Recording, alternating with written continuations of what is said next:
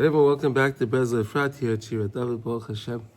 The mamish beautiful day here in Eretz Yisroel. We thank HaKadosh Baruch Hu for every day we have here in Eretz Yisroel. Every day is another miracle, mamish. Every day is another miracle. Let us never, God forbid, take it for granted. Right? Every day is a miracle. Every day here's a miracle that we have. Every day we wake up, Baruch Hashem. Unbelievable. Okay, so we're going to continue learning about the Sefira. Baruch Hashem, we know we're in a very special week. This is the week of Hod. We learned yesterday the idea that that there's an announcement that goes out in Shemayim after the 30 days. After the 30 days since Pesach, and there's a big simcha with the Shechina and the Pamalia Shemala, right? All the heavenly celestial thing, and a very big joy. And anyone that didn't get that joy yet, didn't tap into it, they can still have the week now, this week of Hod. All right, so this week is the last week we're going to be connected to Pesach. After this week, we're going to start now drawing. Then we're going to start drawing from Shavuos. Right, same way today is Tuesday. Right, today is Tuesday, so we're still we're drawing from the Shabbos that came before, which was Achrei Ma'asim and Kedoshim, right? So in those, we're drawing from there. Tomorrow, Wednesday, we start drawing from Parshas Hemor, right? We go to the next week. That's how that works. Okay, so same thing over here. So today is Hayom Shleishim Yom Shem Abba Shvuos Ushnei Yomim Leimer, which is the Midah of Gevura Shebahai, 30 days, 4 weeks and 2 days into the Yomer, right? The Omer, Yeah. you can't take all the mitzvahs in the Torah, it's exactly in the middle. Mm-hmm. The same number of mitzvahs before the Omer and the same number of mitzvahs after the Omer. Mm-hmm. Okay. So, Okay, fine. It's and also they said that we have this, we start from Chesed Sheba Chesed. yeah. Hashboch starts from Malchus Sheba Malchus and he goes down to Chesed Chesed. In the middle, like Omer. Oh, that's a height of a height. Sheba. Excellent. Okay. HaKadosh Baruch has his system. We have our system. Okay. Well, we learned that the Rebbeinu Shem is Rishon and Achrei. Right? He's Rishon and he's Achrei. He's the beginning, he's the end, and the middle, and everywhere in between. So there you have it. Baruch Hashem. Rinse and repeat. Baruch Hashem. Good morning, Reb Simcha. Okay, here we go. So he's b'nei b'datei b'mashe poel Hashem is baruch gvuros b'olamai. Okay, so today's gvura shebahod, right? So again, we have to think about the gvura that Hashem does in the world. Obehem Mashiach pode goyel umatzil esam Yisrael. And through the gvura, sometimes what Hashem does in the world, we're going to focus on that now, right? HaKadosh Baruch Hu does that, those acts of powerful acts in the world in order to save Klal Yisrael, right? Shebahod, excellent. Yep, you're in the program. Excellent. V'es kol echad v'kol yochid b'frat, and each and every one of us. Kedugma b'maisa haman arosha v'kiyotze by b'chol dar v'dar v'zeh b'chlal. So we had the same thing with the maisa with the Haman, right? It was a maisa gevura, right? It happened to him and his family, right? But it was very good for us, right? We don't realize that, but it was a maisa gevura, right? He got hung, his kids got hung, right? His whole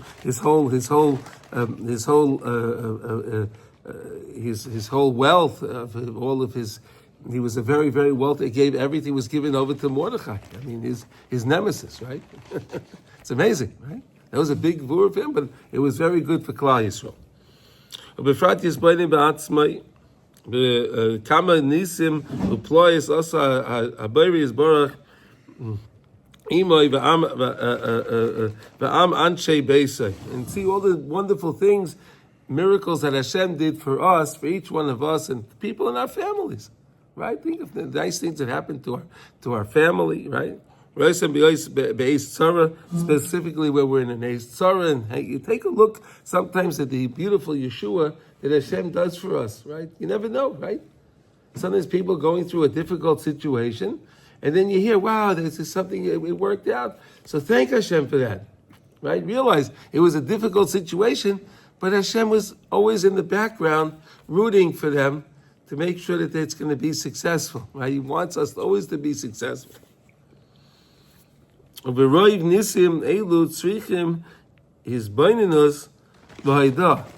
see, this is a very important thing. He says, with these miracles, you have to be mizboneh. You have to think them through.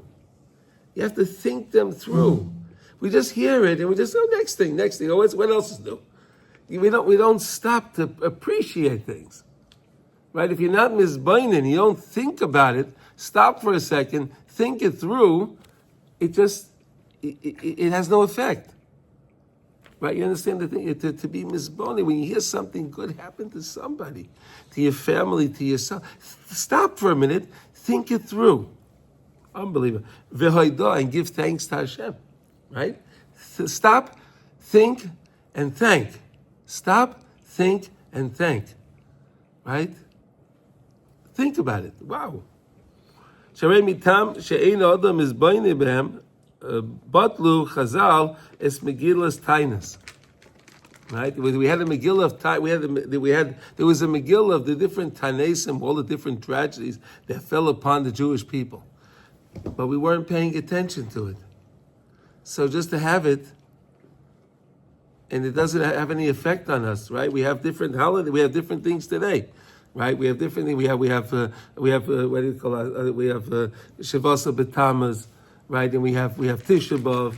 But some people, if you don't think it through, it's just another day. It's just another day.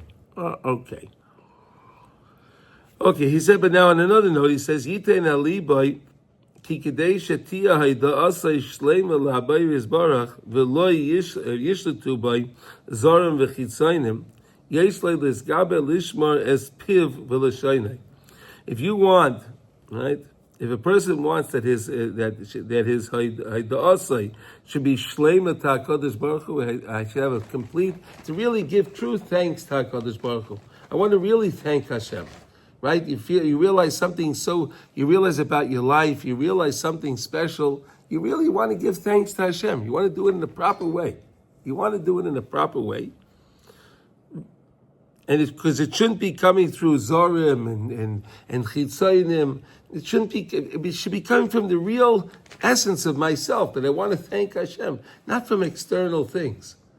For myself, in my inner self. I want it to really come from my heart. I want to do that. So you have to then be careful, watch your mouth, what you say. We have to be careful, we say holy things. We don't chas v'shalom say lashon hara, rechilas, right? That defiles the mouth. So then if you say those, how could you use that mouth? How could you use that mouth to praise Hashem? Right? We learned this from Moshe Rabbeinu, right? When Moshe Rabbeinu was taken by Bas Parai, right? And then he was a little baby. So they had all the wet nurses, all the Mitzri ladies, right? The Goyish ladies, right? They were there's plenty of them. There was no shortage of them. And they tried to nurse Moshe Rabbeinu. Nothing doing. He wouldn't do it. He wouldn't nurse from any of those ladies. Why? Because, again, this mouth is going to be the mouth that's going to speak to the Rabbeinu Shalom, right? He's going to speak Pele Hashem. How is it possible that this mouth is going to nurse from a Goyish lady? Right? And then it worked out that Yocheved, right? And it worked out that his mother, whatever it was. But you see the importance of being careful with the mouth, right? Being very careful to give thanks to Hashem. There's some kli tar, so your mouth should be a clay tar, should be a pure vessel, right? We're learning the whole idea about malchus, right? Malchus is in the peh. Malchus is the peh, right? The mouth. So you want your mouth, right? If you're going to drink from a cup, right? You're going to make sure you wash it out, it's clean, and then you'll fill it up and drink from the cup, right? You're not going to want to drink from a dirty cup, right? Or you want to cook something in a pot, you want to make sure the pot's clean when you start, right? When you finish, you clean it out. And the mouth is the same idea. We got to make sure the mouth is clean if we want to be able to use the mouth as the vessel in order to praise Hashem. Yakriv korban todasai because we're giving the carbon. And again, today we don't have the actual carbonis. We don't have the sacrifices today. Right, but we say the sacrifices, and it's in lieu of sacrificing the sacrifices. Correct? It's in lieu of that.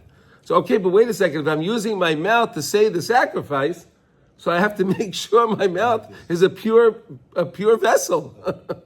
Right? You have to make sure it's very pure. We don't say foul. You don't use foul language. Chas v'shalom. Again, like we said, lashon hara, things like that. You don't want to do that. You don't want to defile the mouth. Right? Nimsa masig is midas hahoid ayidei midas hagvura, through the gvura, watching myself, what I say. Right? Sometimes, you really want to say something. Use gvura to hold it back. Right? Oh, I got to say this. I got to tell you this. No, I'm not going to do it. You need to use gvura. Right? But then, wait a second. When you accomplish not saying, so then thank Hashem. Then thank Hashem. Wow, I overcame that. And that's how you make the kli, the peh, you make the kli of pure through using the midah of gvura. What? To thank Hashem. Hence the midah of gvura shebahod. Got it? Make sense? Right? Right? Use the gvura. Use the hold back. Right? That's gvura. Holding back. Right? You have to use power to hold back. Right? Hold back from what I want to say to be able to say holy words. Give compliments. Compliment somebody. Right? Lift somebody up.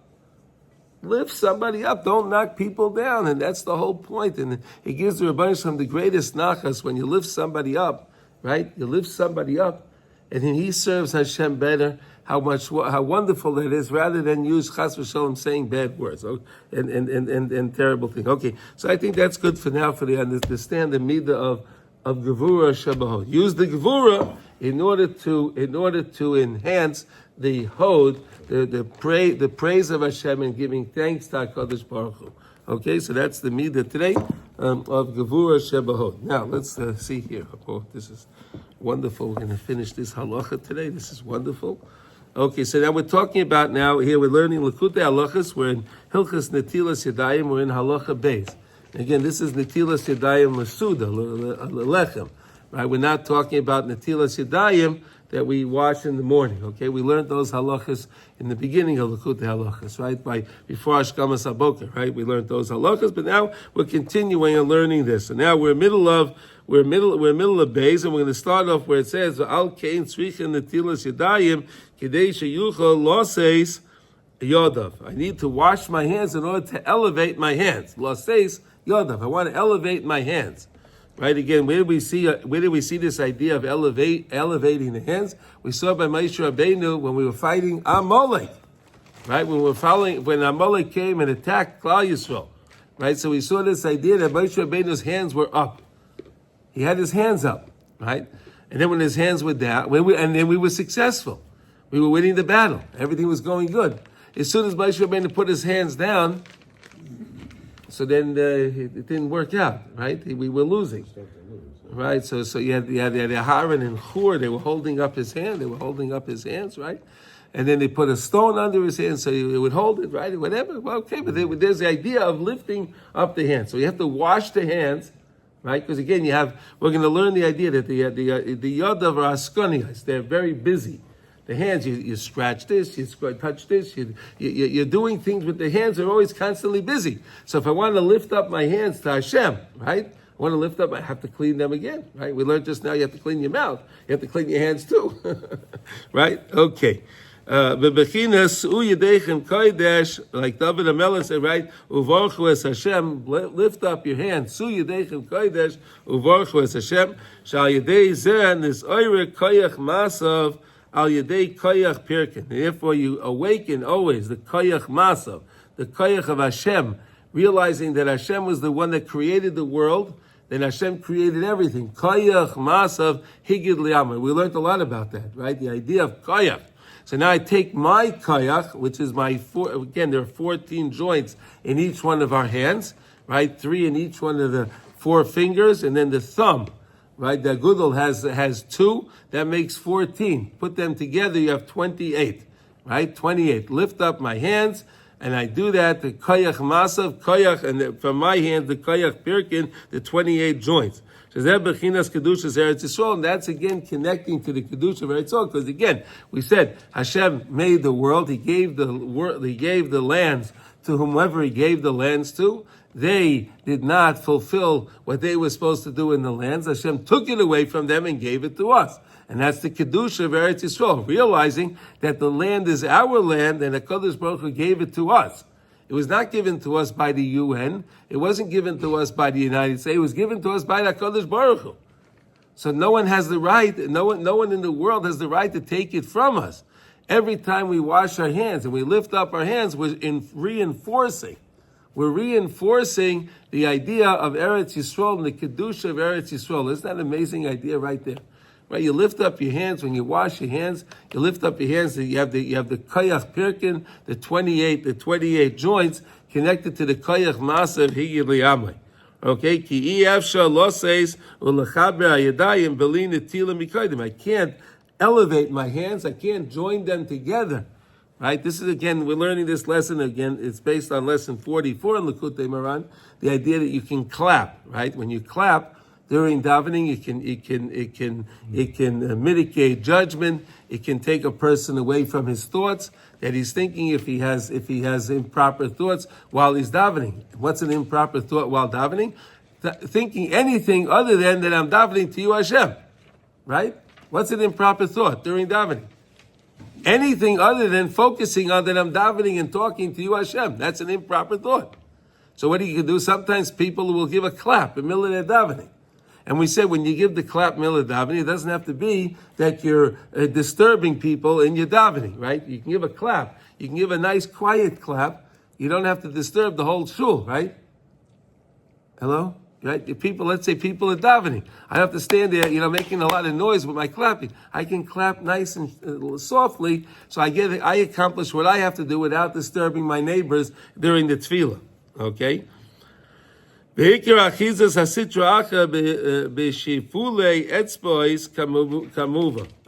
know that the Sitra Achra has his hold on the ends of the fingers, right? The tips of the fingers, Shifulei Etzba, the tips of the fingers, right?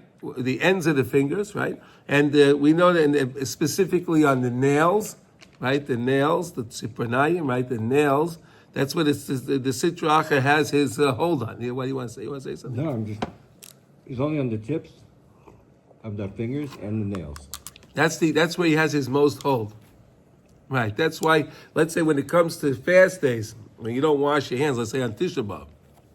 So you just wash the front, the right. First joint. Yeah. You don't have to wash because that's really where the tumah really is. Right. We don't do that all the time. Some people do that in Yom Kippur.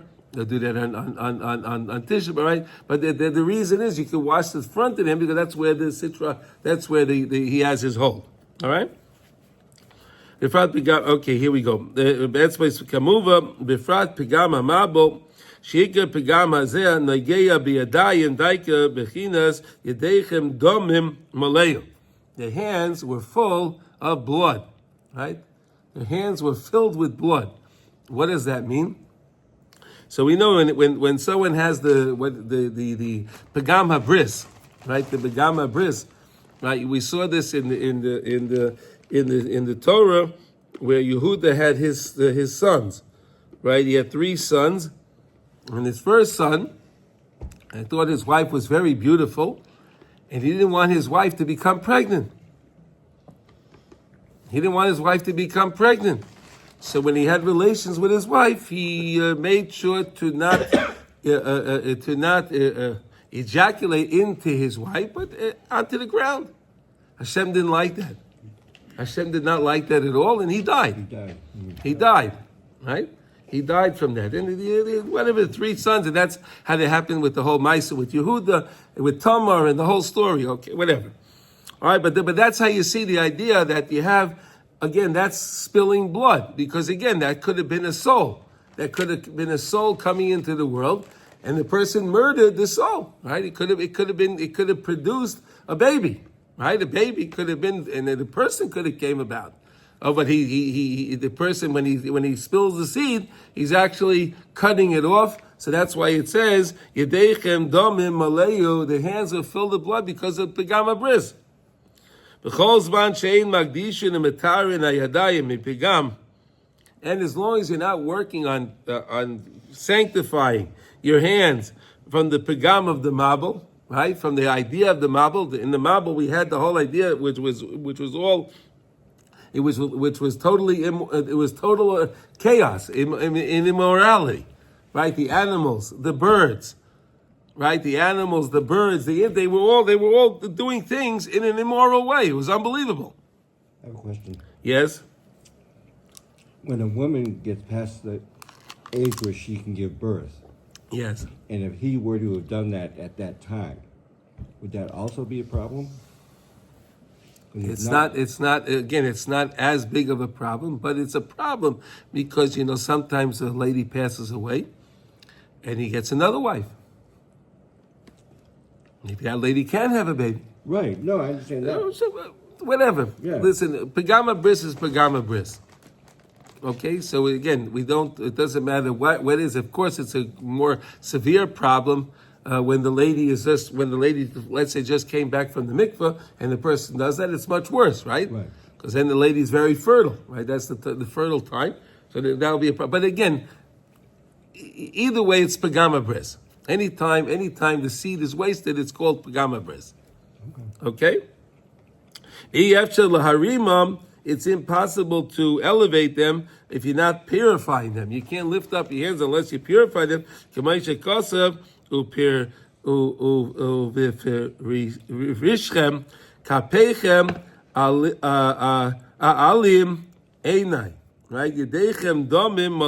same idea. The hands are full of and because of that, I can't raise them up. Ki tzarich lo seis yadayim b'kedusha b'bechina su yadayim kodesh uvorchos Hashem kimuva oz ayadei kedushas koyach pirkin yadayim nesayir kedushas Eretz Yisroel b'chinas koyach masa. Okay, so you see the idea, and we learned the other day the mimer from Chazal that if a person's not careful, if he's not careful about washing his hands, what he does is he takes himself. He can be removed from the world. Right? And we also said the person becomes poor, brings on aniyas. The person doesn't wash his hands, he's not careful about washing his hands, it brings poverty. I mean, it's a pretty good thing right there. So just wash your hands, right? Wash your hands. Look what you're doing. You wash your hands, you lift your hands up, you take the two hands together, makes 28, koyach pirkin, the 28 joints, together with the koyach masav, you reinforce our hold on the land of Eretz Yisroel, our ownership of the land of Eretz Yisroel. Isn't that beautiful? We could do that. Just think about it. When you lift up your hands, su yedechem kodesh, right? 28. Realize that. Give a clap, whatever. You lift your hands up. Realize 28, and then because of that, I can reinforce our sovereignty of Eretz Yisroel. Isn't that great? Come on. We can all do that, right? We want to eat your sandwich. So wash your hands. We're learning what to do. Lift up your hands, 28 joint, right? Kayach masav, kayach pirkin. Here we go. Okay. Al-kain, mitarin, ayadayim mayim, tahirim, shel netila, shayadei zeh ma'avirin, es ayadayim, bechinas mayim zeidayim. So doing this, I could take my hand, I could lift up my, look at this. If I use pure water, right? We have to use pure water, right? You're supposed to use specifically water. Use pure water when you wash your hands, right? A lot of people for this idea, if they do the netilas yadayim by their bed, right? They leave the water in the cup. So what they'll do is they'll cover the cup because you don't want to leave the water overnight. Because you leave the water overnight, it develops a tumor. So you're going to wash your hands with water that's not pure. Right? If you leave water uncovered, it becomes impure. Right? So some people think they're doing something so great. They put the cup by their bed. Right? And then what they're doing is the water is actually impure unless you put a cup. You have to cover the cup. If you cover the cup, that's great. Then you did great. Okay, so the main thing is you use pure water, right? Pure water, right? To be metar with the netila, and then you could remove from your hands the mayim hazidain and the impure waters. The impure waters, the impurity from the hands, which is connected to the mei hamabel, the water, the flood waters. Shachizosam biyadayim again is held on to it's on the hands. The zidayin and the sins, the sitra acher is at the ends, the tips, like we said, the shipulim from the yad of the fingers on the tzipronayim, the nails. That's where it is. So I use the pure water to wash all of that off. I want to get rid of it, right? Then I can lift them, my hands up, and I can join them together in holiness. Isn't that so beautiful? Right? Wash your hands with pure water, lift your hands up, you can join them together, you get the kayach, pirkin, the 28 joints. That's you're awakening the idea of Eretz Yisroel when you do that, right? Because again, Hashem gave us the land; it's our sovereign land; it belongs to us, right? And when I do my 28 connected to Koyach Masav, I reinforce that. Then you can eat with the Kedusha of Eretz Yisroel, no matter where you are.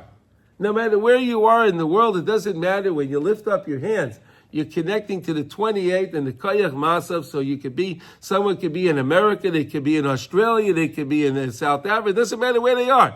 And they do this, they're reinforcing our sovereignty of Eretz Yisrael. Isn't that beautiful? Really amazing, right?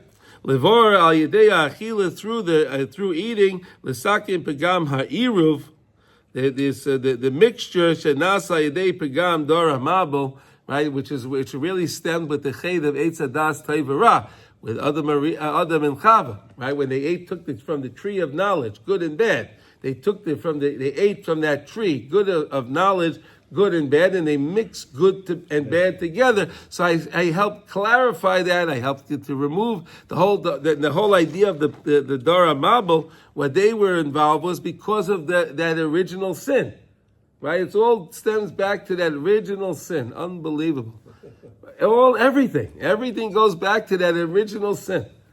It's fascinating. Okay, but again, we can fix it. We're working on it via lifting, watching in the morning specifically, and that's why again people have this notion that I have breakfast, I have no time, I got to get to the office, right? Or lunch, I'll have a nice big lunch. No, dinner, very important, right? But Chazal don't say that. Chazal say you have to eat your bread in the morning, pas shachris. Chazal doesn't tell you to eat a big lunch. Chazal doesn't tell you to eat a dinner. They tell you eat a big breakfast, right? You have your energy during the day. It gives you your energy, and we're learning, it gives you your spiritual energy, right? It gives you your spiritual energy, and of course your physical energy that you need to serve Hashem during the day. Okay, therefore you need a full cup when you wash, right? A full cup. We said washing is a revius, right? We learned the idea of it's a revius. A revius today is about 5 ounces of water. Okay, 5 ounces of water is revius, but I think most people today use more than 5 ounces when they wash their hands. Okay, the more water you use, the better it is. Okay, very important when you wash your hands. You don't want to keep your hands downward. You want to keep your hands a little bit upward. Why? Because I don't want the water to come. I don't want the waters to come back down onto my hand. I want to keep them up, so I keep the waters wherever they are. Because you're making the blessing before you dry your hands. People don't realize that, right? Right. Again, here we go. You wash your hands, right? And then you say, "Su Yadech and Kodesh Rogas Hashem." You put your hands down, but you leave them up a little bit, right? Because you want to get the blessing. So you don't want to put your hands down. You want to put your hands a little bit up, right? A little bit up, right? And then you make the blessing, and then you dry your hands, right? Some people don't know. They're drying their hands while they're making the bracha. But wait a second. You shouldn't be doing that. We learned in Shulchan, we learned in Kitzur, when you make the bracha. When you're making a bracha, you're supposed to be making a bracha. You're not supposed to be walking. I'm not supposed to be looking at other things. I'm supposed to be focusing on the bracha. right? So I'm not supposed to be drying my hands either. Yeah. Wasn't there also something about when you wash them, you're supposed to shake off the excess water or something like that? No. I wonder where I heard that from. No. No such a thing. You wash your hands, you suyadech and kaidarochas Hashem, all the water goes back, whatever it is, and you put your hands down. You don't want to put them down. You put them, hold them slightly upward. And Slightly why, upward. Why is that? Because I don't want any of the water to run back down. If there's any impure water, I don't want the water to run back. Put water on your hands, right? So I don't want water to run back. I want to keep the water where it is. I want to keep the water going this way, back to the front, not to the front of my fingers. Okay. Remember, because we said that's where the tum is. I don't want to get the water back there and I'll defile my hand. And then that's the idea. So then the question is, how many times do you wash your hands? So everyone agrees that you wash your hands a minimum of 2 times. Some people wash their hands 3 times. Why? Because once you want to get we're gonna learn inside here. So let's leave it for there. Okay. So here's a clay sholet. You have to use a complete clay. Remez al tikun shviras kalim. Because there was shviras hakelim, right? The kalim got broken. So now I want to use a clay sholet, a complete clay, full sholet, because I want to make the repair from all the shviras hakelim. Right?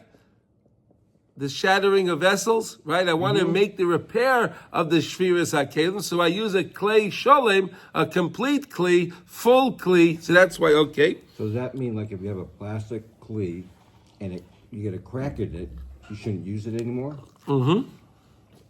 Don't use a cup. You have to use a clay that should be a good cup, right?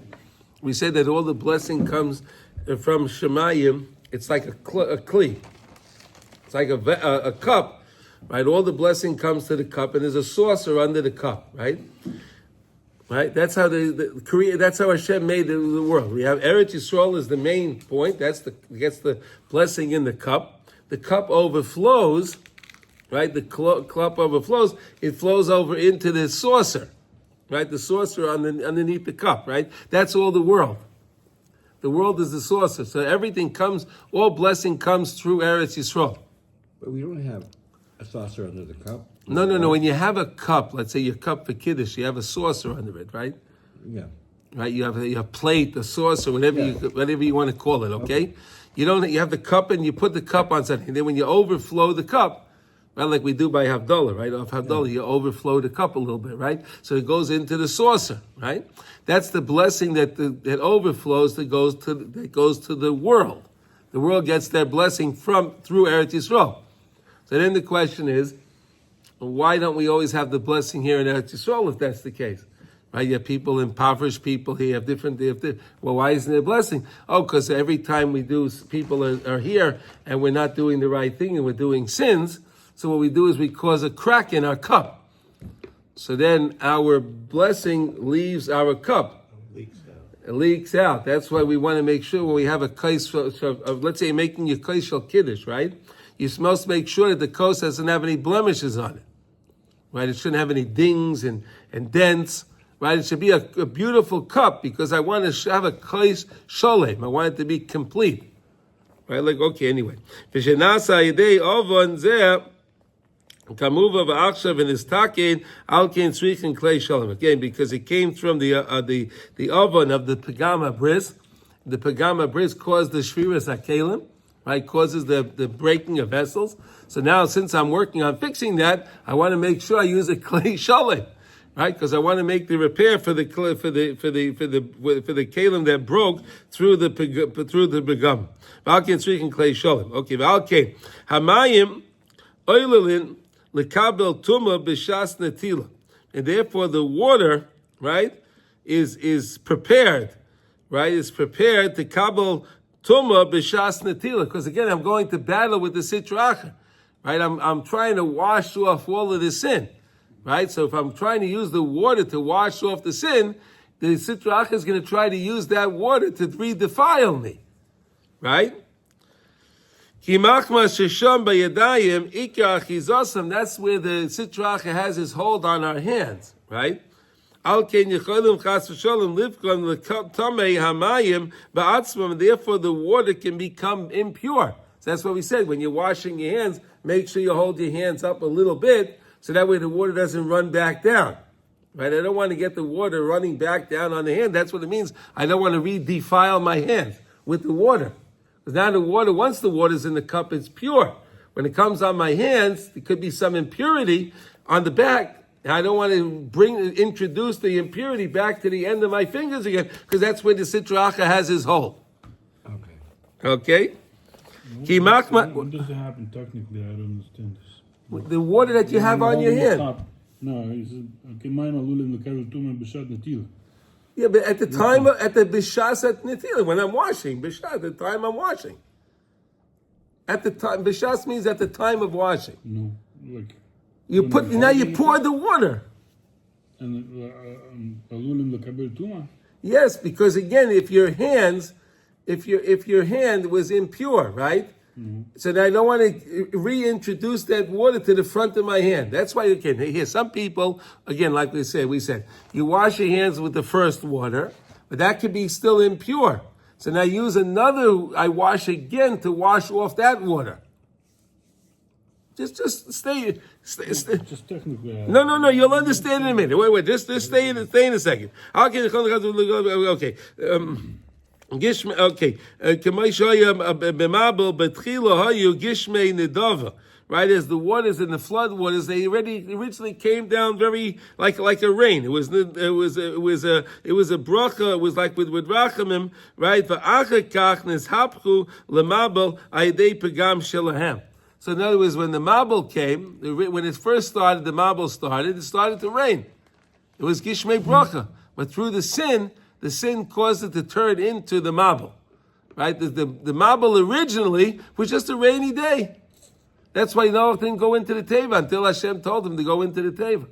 He thought it was raining. It was a rainy day today. So he wasn't going into the teva. But the sin caused it to turn into the mabel. Therefore, I have to wash my hands a second time. Right? That's why, again, Reb Nassan always tries to tell us second pouring. That's why you have the second pouring, because I want to wash off the first pouring that has the impurities. So I do a second one. Some people are more machmir, they do a third one. I even learned fourth time. No, I never saw anyone do four. You saw when they're washing for bread? None for bread. No. In the morning. No, in the morning, okay, because in the morning some people may do that. They do it another time because, again, if this is a high level of impurity, so I want to make sure I wash off my water for the same idea. Yeah. So when you're washing your hands, I mean, does it matter then how you hold it? I mean, it shouldn't be facing down. Like when you're washing them, is there something? Oh, you hold your hand usually to the side. So that the way the water, you take the cup, you hold your hand to the side, and then you dump the water onto your hand 2 times. Then you take the other cup, you do the same thing on the other side. Arizal is 3 times, right? Arizal is 3 times, right? I saw most of the tzaddikim that I saw wash hand, they do 2 times. That's what I saw. I pay attention when I see the tzaddikim washing. That's what I saw. But my father does. He did 3, so I do 3 because that's what he did, and it's our minute. So whatever, everywhere you do it, it's no problem. Mm-hmm. Well, what does Teimanim do? When you're washing for bread, you do 2 times or 3 times? 3 times. Okay, see that? See, everyone different minhagim. What? Teimanim do it the right way. There you go. It doesn't ever say. Did you eat matzah yesterday, by the way? Did you ask? I did not. Oh, I forgot to ask him. Okay. I'll tell you what. Does he ever say? I'm just curious, because I like to learn the different minhagim, and then okay. Does he ever say about using water in a copper cup because the copper then helps purify the water also? No, that's what they do in the temple. You just made it up. No. Copper actually has it helps ward off algae. Copper wards off algae. Okay, I happen to know a little bit about water. I worked on mikvahs for a while. So anyway, I worked on water. So it's an interesting thing in Egypt. the rest of the world, the people were always getting sick and things, and where the Egyptians would always drink their water from copper vessels, and their water was always good. They stored their water in copper because it wards off any algae. Algae builds up in the water, right? Algae, right? And you don't have algae when you have copper, okay? But that has nothing to do with it. It doesn't matter what your cup is made out of. You sell copper cups, right? That's one. That's okay. Yeah, It but sells this little pitch. It's nice. No, listen, some people like copper, so it's wonderful. Well, the kier was made out of nechoshes, right? The kier, the basin. How do you say kier in English? Like a water basin in the Mishkan. How do you say it? Basin? Sink. No, kier is a sink, but it wasn't. The kier was more of a basin that had a spout on it. That's where they got the idea. The bearers, they had the bearers on it. Right? and so they had. That's where. And why a copper basin? Because, That's what Hashem said. okay. Hashem said, make the kier out of copper. They had plastic in those days. No, seriously, it was probably much easier to work with copper. They didn't have, Listen, Sheldon, I don't know if that's the reason. Hashem made copper for a reason. We have no idea. That's not, listen, we had to do very technical weaving. It wasn't a matter of, when it came to the Mishkan, it was very technical things being done. Yeah. And the crown that went onto the edge of the kaparis and the shulchan, it was very intricate. Very, very intricate things. So I don't think it was an easier. They would work with copper, silver, and gold. What? They work with copper, silver and gold. Right. Okay. They didn't have stainless steel over there. I understand, but they could have made, Hashem could have said, make the kier out of gold. Yeah, okay. Right, you could have made it out of gold. You could have made it out of silver. But okay, wait. Okay, okay, we got off the topic here. Okay, okay, here we go. Okay, and therefore you need to wash the first water off using the second water. That's why we said that the netila is olul lekabel tuma b'shas netila, right? So that's why when I washed the first time, I dumped the water on my hand. I washed my hand the second time to wash off the impure water. Kimei amabel nistalkin aydei mayim tahirim. You get rid of the mei amabel, which is considered like the first washing, with the second washing with the pure water. Yikatikun taharis ha'ovan zeh. If you want to be able to get rid of the oven, the sin, and you want to be able to prepare the sin from the pagama bris, which was the same, which was the pagama of the mabel, use holy waters, the hainu mikveh, it's like mikveh, kemuva, netilas yadayim, hu gam kein tahara mamish, kemay tfilas mikveh. How do you like that? Okay, so if you learn the Mishnah, if you learn Mishnayos of mikveh, so there's such an idea that there could be a little, what do you call it? A little indentation in the ground, right? Let's say there's like a little indentation in the ground, and the water rained into that thing. So you have like a little puddle form, right? A little puddle form. So if it's a revius, right, like we use for washing, okay? So that's considered a mikvah minat Torah. So then you could take a machat, a needle, and little things that you want to be. Let's say you want to purify your machat, your thing. So you could take that and dip that into that little bit of water. If you want to purify what? A needle. Okay. Let's say you're going to use a needle for something of kedusha, right? You want to sew whatever. You want to use it for something of kudshim, right? So they would be able to take the little thing with a little bit of water in the ground. You're allowed to be able to take it and to purify things. You understand? So there's an idea of using a small measure of water to be a mikvah. A small measure of water, right? Again, you have a little hole in the ground that's very small, right? It's very, very small, and it rained. Right, so the water is not mayim she'uvim. It wasn't drawn waters, right? It was water that rained. It's and it rained into the thing. So then that water is pure water, right? right? The water is pure water. If the water is pure, you could take, if you want to tovel, you can't tovel into that. Of course, a person can't get into a little 5 ounce. It's not going to work, right? But if you have little things, if you have a thimble that you use, let's say when you're sewing, or you have a needle, things like that, so small things, you can tovel it into that little little bit of water. You understand the concept? It's what's that, when you go to a mikveh to do tefillah on utensils. A keli mikveh, yeah. So, if that mikveh doesn't have 40 saw, No, it's not a mikveh. The laws of a keli mikveh are even stronger than the laws of a regular mikveh. so is that how it works? If it's just rain a little bit, how come that works? No, it's not just a little bit. No. Most of the time in the keli mikveh, there's a... When it rains into this little thing in the ground and you do a needle. No, that works for a needle. Yes, that would work for a needle. Look, I'll show you the Mishnah it's a Mishnah in mikveh. I'll show you, it's a Mishnah in mikveh. The Mishnah talks about these ideas. There's no Gemara on that, but it's the Mishnayos. Okay, of mikveh. Okay, so Baruch Hashem, I learned that pretty good. And that's an idea. That's an idea of making a small mikveh midiyaraisa. Okay, you can. How much and what's the? 150 mil. It doesn't matter even if it's a revius of water. That's why we use a revius of water to wash our hands. Dafka for a needle? I'll tell you what. I'll bring the Mishnah in tomorrow, Bezrat Hashem. I'll show it to you. You'll see it. Okay. Serious, like a ring? Oh, if you have a ring or a thing, something small that fits into that water, that would be considered a mikveh. It's a small cup.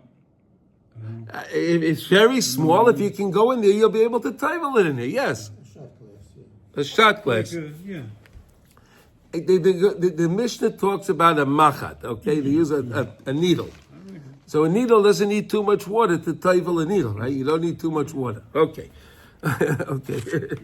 Okay.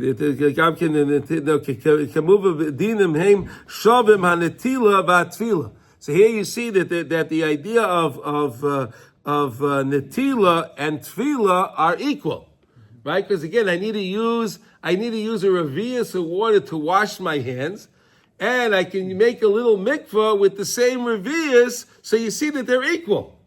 Washing my hands is like a mikvah. Right, washing a hand is like a mikvah. According to the Arizal, if someone can't go to the mikvah, there's different kavanas. You can wash your hands 39 times, right? And that's considered as if you went to the mikvah, right? You know, there's different ways, right? There's different things. Yes.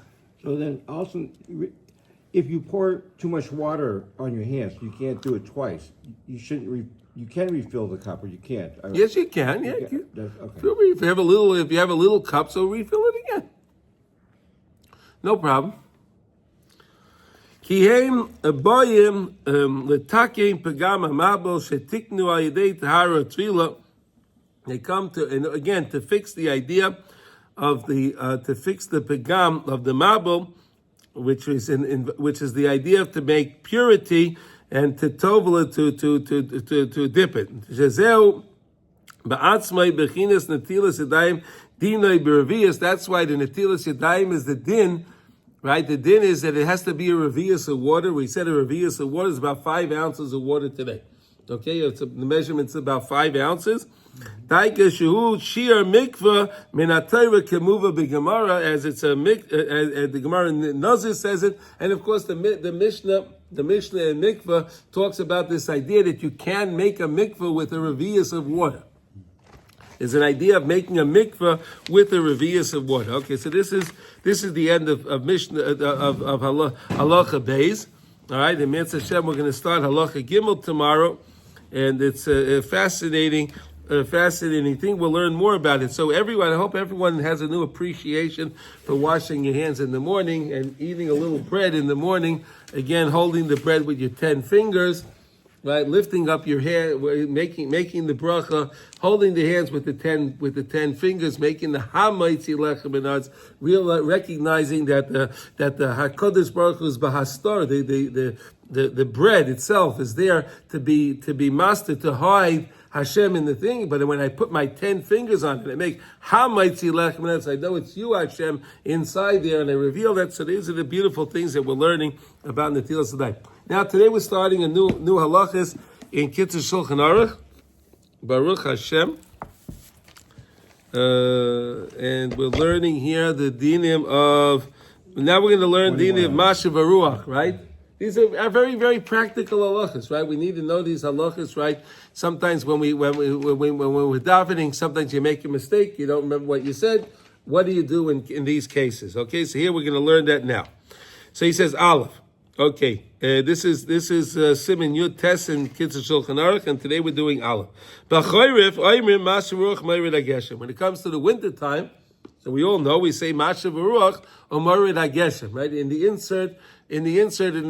the beginning of Shmon Esrei, right? We add in there Mashav Ruach Morid HaGeshem, Maschilin b'Musaf Shel Shmini Atzeres, and we start that when Musaf of Shmini Atzeres, right? Shmini Atzeres, we do the tefillah for the Geshem.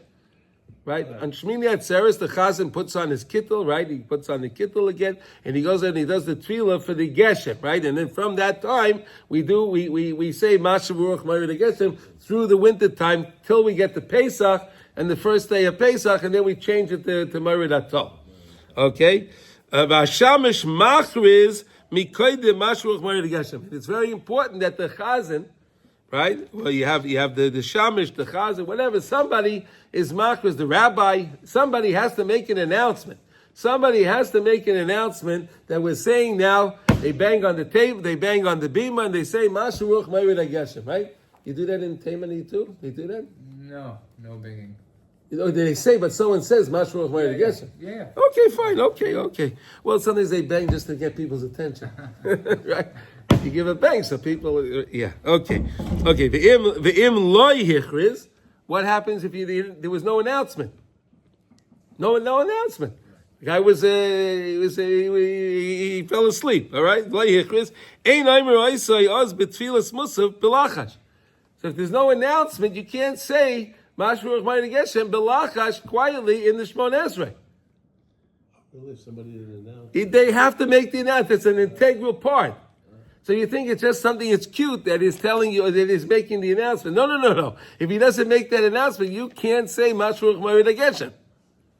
Right? In other words, if you say normally Morid HaTol, so you'll still say Morid HaTol because you didn't hear the announcement. There's a technical difference between Ashkenaz and Sfarad. Yeah.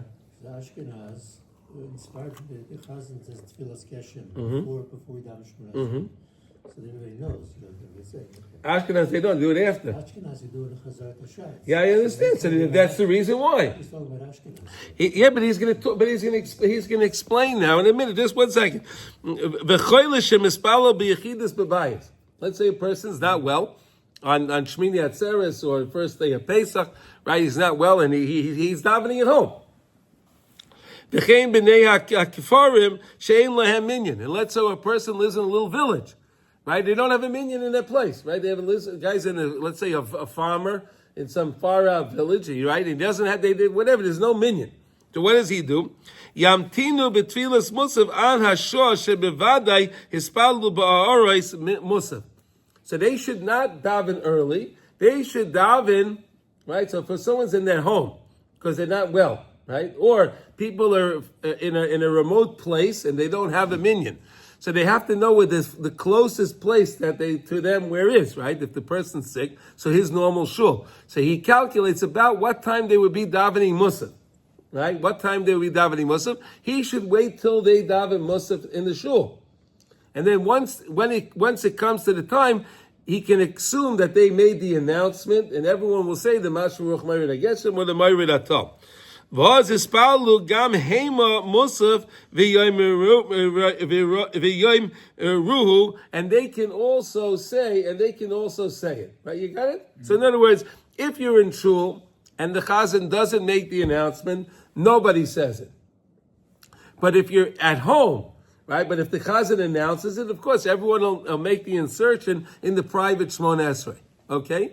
But if you're at home because you're sick or whatever other reason, right? Or you're in a remote place, so then you wait till the shul would be davening and saying they would when the announcement would be, and then you would join and you say that you say it with them. Ad Musaf Yom Rishon Shel Pesach, and you say the Masha Baruch Ma'ir Geshem until the first day of Pesach. The Haidush HaTzibah Gama Shliach Tzibah, the Tzibah and the Shliach Tzibah. Oimim Oisai Oy Tfilas Halachas. They say one more Tfilah of Halachas, but Chazaras HaTfilah Shliach Tzibah Pesach Milaimrei. And then he finishes saying it. He finishes saying it from that time on. Okay, V'shov Gama Tzibur Ein Oimrim B'Mincha, and then the Tzibur would not say the Mashruch Ma'ir Geshem by Mincha. Right? They stopped doing it. They stopped saying the Mashruch Ma'ir Geshem by Pesach, the first day by Mincha. Given Shekvar Shomu Me'Shliach Tzibur Sheposek Milaimrei, because they already heard that the Shliach Tzibur stopped saying it. Again, Minhag Ashkenaz, they don't say anything. Right? They normally Minhag Ashkenaz, they say Mashruch Ma'ir Geshem. And if they don't make a mention of Morid Atol. That's what he's talking about, right? They don't make the mention of in Eretz Yisroel. I believe most Ashkenaz does say Morid Atol, right? In Eretz Yisroel we do. Okay, see that another benefit. All you Ashkenaz people, you can come to Eretz Yisroel and you can say Morid Atol. Okay, there we go. You get the Tal Shotrir, right? It's a beautiful thing. Tal is a beautiful thing. Okay, Omishem Espalel b'Yechidus Yaktim Lispalel. Gam tfilas musaf kidei shadayin loy posach atziba melaimrei ba'arois ki mi shehu mispala la'achar kvar posach hashliach tzibur la'oimrei b'musaf einay oimrei oy. Right. So again, the same idea. If you're not in the place, you're not if you're not in shul or you're in a difficult distant place. So again, you wait till that time, whatever. Then you don't say like everybody else. You follow the suit with everybody else. V'yesh mekoymei shoymer b'kayitz mashruch meirid atol. He says, and there are places. Look at that. See that, Bashal? There are places. Strange or not, right? He was writing this in Germany, right? So, so he says that there are places that do say Marid Atol, like we say over here. They all say Mashru Baruch Marid Atol. Right? Most of the time here we don't say Mashru Baruch Marid Atol. We just say Marid Atol, right? But there's an idea of also saying Mashru Baruch Marid Atol. I know when what's his name is davening for the Yomid over here. Our Balkora, what's his name? Avi. What? Avi, yeah. Yeah, Avi. So he says, Masha Ruach Meirid Hatol. He starts saying, Masha Ruach. Hey, it's okay. It's okay. There's nothing wrong with that. You could say, Masha Ruach Meirid Hatol. Right? There's nothing wrong with it. But the guy's, he's getting out there. They're ready. No, Hatol. Didn't get to let the guy finish it and let him say it. Okay, v'yachriz kein hashamash kaidem musaf yom rishon shel Pesach. Also, the shamash makes the announcement on yom rishon shel Pesach. Again, he'll say mashruch marid atol. He'll say that v'oz maschil and loimer gam came belachash b'musaf. Then in the quiet Shmoneh Esrei, you can say it upaiskim loimer marid. Meirid Ageshem, and you stop saying Meirid Ageshem. So these are the beginning halachas of when this is actually very Levitic in if you learn, let's say the Magen Avram, you learn the Machzas HaShekel, you see the Taz, the Shach, it's Meirid, different things over here. It's unbelievable. But the Kitzur, he makes it very short for us, very nice and very concise. Okay. I think on October 7th, everybody was davening, but most people, the only shul that was still going on was ours, the Yemenite shul, right? People ended up doing the Geshem at home, I guess. They did, yeah. Well, no, actually, that day I went. They made mincha. We did mincha at the Mincha Gedola. So right before mincha, we did musaf. We did musaf together, and then the chazi did the That's what we did by Mishkan Sipora. That's okay. I would have a yesh for yesh. Listen, we do what we can, right? What are you supposed to do? That was the b'shas atchak, right? That was definitely a shas atchak and Baruch Hashem. Okay. Everyone have a wonderful day. Thank you for joining, and we should all hear Besorah Tovot.